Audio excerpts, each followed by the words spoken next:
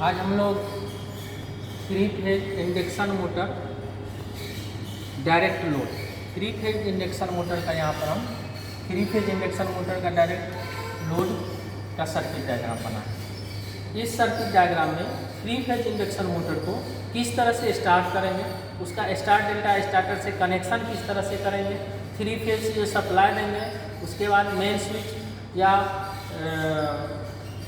MCB 3 port का उसको on करेंगे, उसके बाद मोटर में कैसे सप्लाई जाएगा, फिर लोड को कैसे जोड़ेंगे, ये चीज़ के बारे में डिटेल्स जानेंगे। अभी फिलहाल हम इसका सर्किट डायग्राम बनाए हैं कि मोटर को 3 फेज इंडक्शन मोटर को स्टार डेल्टा स्टार्टर से किस तरह से कनेक्शन करेंगे, इसका ये सर्किट डायग्राम सबसे इजी सर्किट डायग्राम। इसके बाद ये सर्किट डायग्राम समझ लीजिए आप लोग। उसके बाद हम लोग 3 फेज इंडक्शन मोटर पर जाएंगे, वहाँ स्टार डेल्टा स्टार्टर खोल करके उसका कनेक्शन कैसे है वो चीज़ बताएंगे, फिर DC 3 फेज इंडक्शन मोटर को स्टार्ट करेंगे। ओके, अब यहाँ से देखिए, ध्यान से दिमाग कांस्टेंट करके ये सर्किट डायग्राम अगर आपके दिमाग में एक बार बैठ गया तो आप कहीं भी 3 फेज इंडक्शन मोटर को स्टार्ट करने के लिए अगर आपके पास स्टार डेल्टा स्टार्टर दे दिया जाए तो बेधड़क कर लीजिएगा इस सर्किट डायग्राम को अच्छा से। फिर इसके बाद हम लोग मशीन पर भी जाएंगे। अब यहाँ गौर से देखिए, यहाँ हमने लिख दिया इनपुट 3 फेज AC, यहाँ से हम इनपुट 3 फेज दे रहे हैं, यहाँ R Y B भी हमने इंडिकेट कर दिया। यहाँ पर TP स्विच मतलब ट्रिपल पोल स्विच, इसको आप ट्रिपल MCB जो पिछले क्लास में बताए थे, ट्रिपल MCB भी लगा सकते हैं, ट्रिपल मेन स्विच भी लगा सकते हैं, जो फ्यूज का किटकट आता है वो भी लगा सकते हैं। यहाँ पर कितना वोल्ट आ रहा है, एक हम वोल्ट मीटर लगा दिए यहाँ, ठीक है। यहाँ पर ये है हम वाट मीटर लगाए, वाट मीटर लगाए हैं 2 फेज में, R और Y में। ये 2 कॉइल है। वाट मीटर में जनरली हम लोग जानते हैं कि 2 कॉइल होता है, एक करंट कॉइल एक प्रेशर कॉइल, ठीक है। इसी में एक करंट कॉइल और एक प्रेशर कॉइल है। यहाँ लिख दिया वाट मीटर और 2 फेज में RY में वाट मीटर लगाए हैं और B फेज में जो है वो एक एम्पियर मीटर लगा दिए हैं कि कितना एम्पियर का करंट आ रहा है। ओके, अब यहाँ पर ये जो सर्किट देख रहे हैं ये 3 फेज स्टार डेल्टा स्टार्टर का, ठीक। यहाँ गौर से देखिए, यहाँ इस बॉक्स में इनपुट मात्र RYB जा रहा है, ठीक, लेकिन आउटपुट कितना टर्मिनल निकल रहा है, 1 2 3 4 5 6 टर्मिनल निकल रहा है आउटपुट 3 फेज इंडक्शन मोटर के। यहाँ रोटेशन भी दिखा दिए हैं और यहाँ पर ये जो है ये लोड हम कर दिए, ठीक। अब इस स्टार डेल्टा स्टार्टर से में 3 फेज का हम सप्लाई दिए हैं, यहाँ से आउटपुट जो है 3 फेज मोटर में 6 टर्मिनल, ठीक। अब 3 फेज मोटर में 6 टर्मिनल आया कहाँ से, थोड़ा सा इसका भी देख लीजिए, ये 3 टर्मिनल कहाँ से आया। हम लोग जानते हैं कि इसका मोटर 3 फेज मोटर है, इसका वाइंडिंग जो है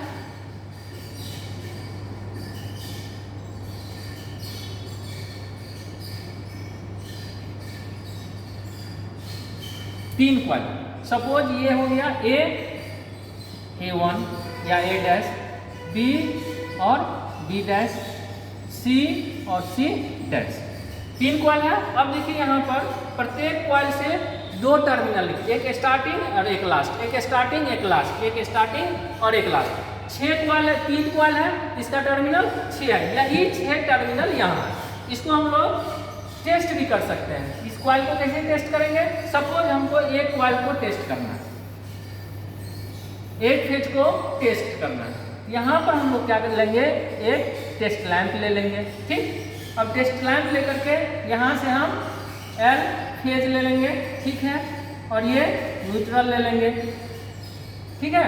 यहाँ से ये लाइन को डायरेक्ट कॉइल में डाल देंगे और यहाँ से ये जब टच करेंगे तब जाके अगर ये बल्ब मेरा जलना शुरू कर दे तो समझेंगे कि मेरा इसका जो एक फेज का कॉइल है वो क्लियर हो गया, सही है।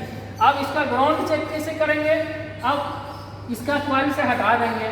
अब ये तो इसके बॉडी में जानते हैं हम लोग कि 3 फेज या कोई भी मोटर हो जिसका बॉडी जो है वो कास्ट आयरन का बना होता है। कास्ट आयरन का क्यों बना होता है? इसका 2 कारण है। एक कारण समझ लीजिए, कास्ट आयरन में जर्क, वाइब्रेशन, कंपन बर्दाश्त करने का क्षमता होता है। किसी भी मशीन का बॉडी जो है वो कास्ट आयरन का बना होता है क्योंकि उसमें जर्क बर्दाश्त करने का क्षमता होता है। दूसरा, ये तो मैकेनिकल के नज़रिया से हो गया।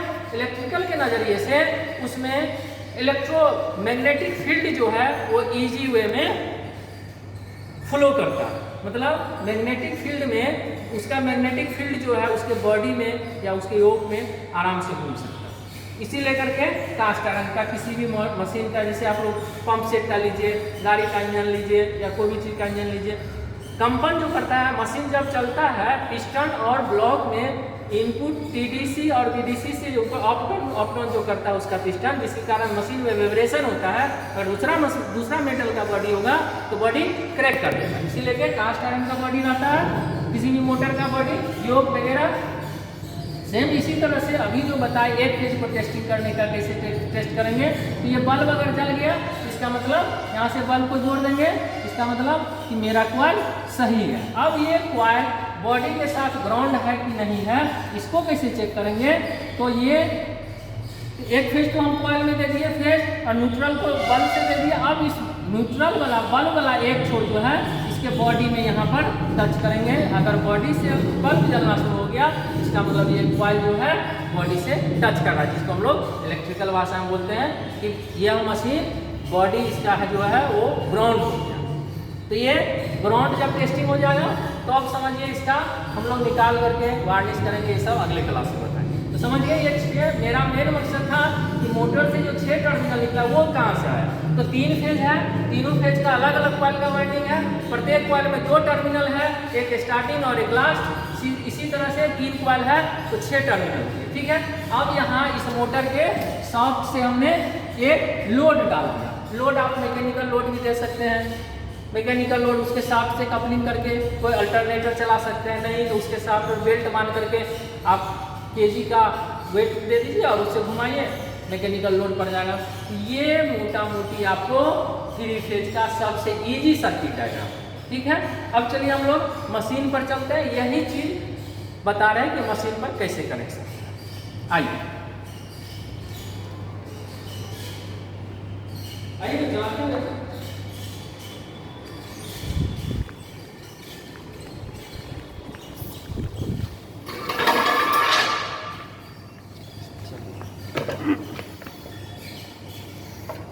अब देखिए ये आपका 3 phase star delta starter motor का बॉक्स हो गया, ठीक है।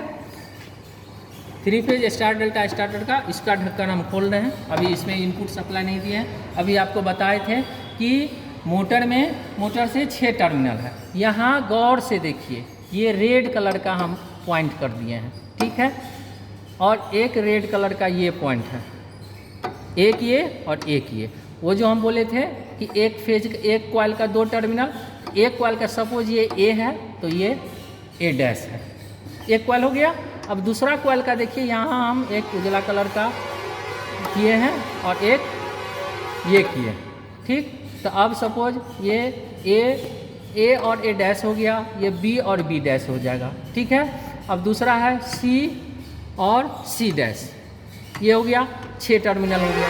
बच गया यहाँ से देखिए 1 2 3 4 5 6 7 8 9 टर्मिनल है। तो तीन तो पता चल गया कि एक A1 A और A1, B और B1, C और C1, 6 हो गया। अब बच गया 3, तो 3 इसमें इनपुट आया है, इसमें इनपुट आया है, यहाँ इनपुट आया। क्लियर, 9 तार का क्लियर। अब इसी चीज़ का यहाँ पर ये लगा हुआ है रिले, ठीक है।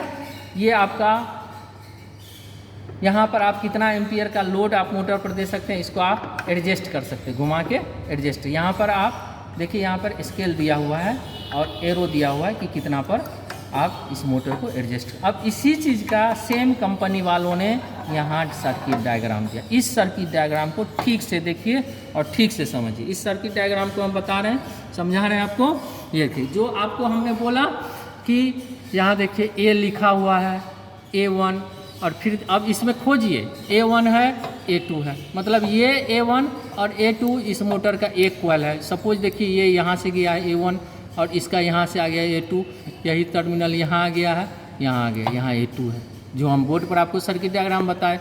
सेम इसी तरह से B है, B2 है और B1 है।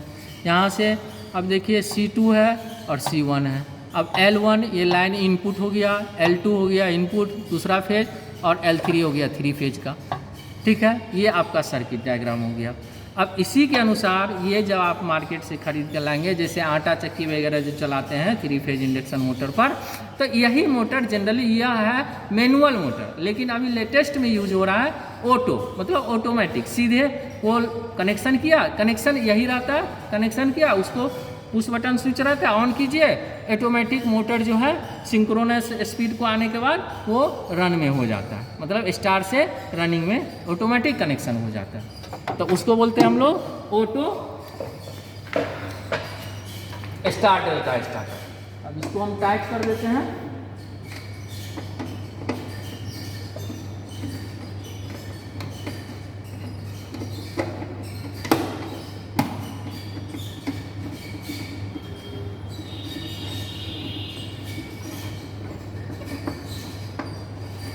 टाइट हो गया।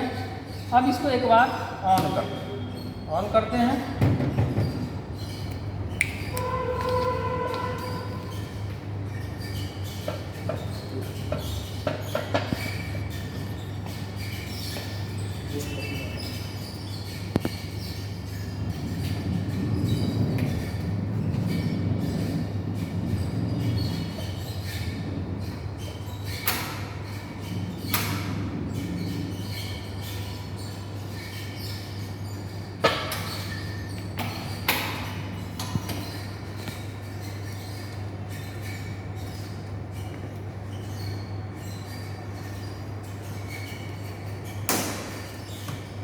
इनपुट लाइन हम दे दिए। यहाँ देखिए इनपुट लिखा हुआ है ये बोर्ड पर, और यहाँ पर भी एक बार कैमरा दिखाइए भाई।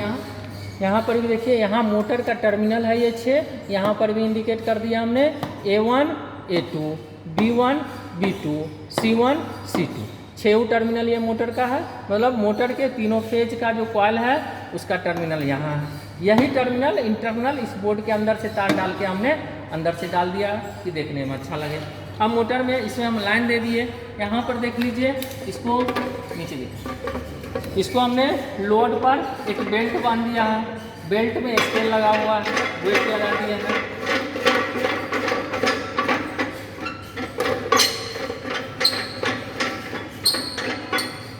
देखिए अब इसका यहाँ पर देखिए ये स्केल दिखाइए, ये स्केल है, यहाँ पर केजी लिखा हुआ है, मैक्सिमम 10 केजी 50 ग्राम से लेकर के 10 केजी तक का ये वजन लगा हुआ। ये फीता से हम मैकेनिकल एक तरह का लोड हम दे रहे हैं। अब मोटर को स्टार्ट कर रहे हैं, और मोटर को स्टार्ट करने के बाद देखिए कम लोड पर इसका एम्पियर का जो फ्लक्चुएट करता है वो चीज़ पर भी देख लीजिए।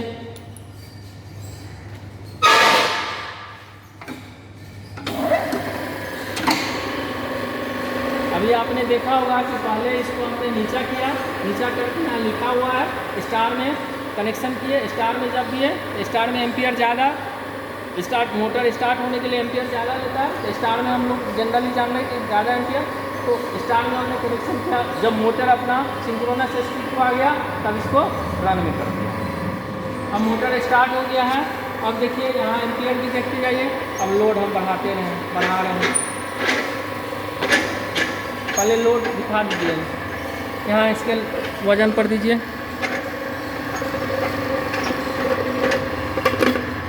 अभी लोड हो गया है 0, एम्पियर देख लीजिए। अब लोड को हमने बढ़ा रहा है।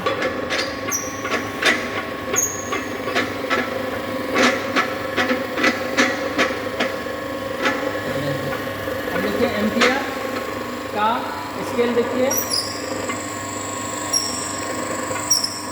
एम्पियर और वाट दोनों का देखिए, वाटेज भी बढ़ रहा है और एम्पियर भी आपका बढ़ रहा है। वजन दिखा दीजिए, यहाँ लोड दिखा दीजिए। लोड हो गया 3.5 kg।